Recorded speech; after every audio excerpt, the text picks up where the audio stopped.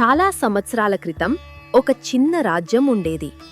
ఆ రాజ్యానికి విక్రమసింహుడు అనే రాజు ఉండేవాడు. విక్రమసింహుడు తన రాజ్యాన్ని ప్రజారంజకంగా పరిపాలించేవాడు. అయితే ఒకరోజు జరిగిన ఒక చిన్న సంఘటన ఆ రాజ్యం భవిష్యత్తునే మార్చుతుందని ఎవరూ ఊహించలేదు. ఆ రాజ్యంలో ఇద్దరు మంచి స్నేహితులు ఉండేవారు. ఒకరు రాము, ఇంకొకరు సోము. వారు చాలా పేదవారు.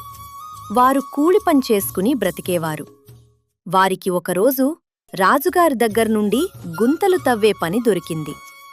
పొద్దునకల్లా పని పూర్తి కావాలని రాజుగారి ఆజ్ఞ. ఇక చేసేది ఏం లేక రాత్రి పనికి ఇద్దరు పనికి నడుచుకుంటూ పోతున్నారు. ఇంకా ఎన్ని రోజులు రా మనకి కష్టం? ఎంత చేసినా ఏం మిగలడం లేదు. మనకు ఒక మంచి రోజు వస్తుందిలేరా, కాకుంటే అప్పటిదాకా ఓపిగ్గా ఉండాలి అంతే.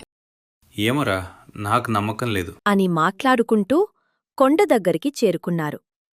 గుంత తవ్వడం ప్రారంభించారు.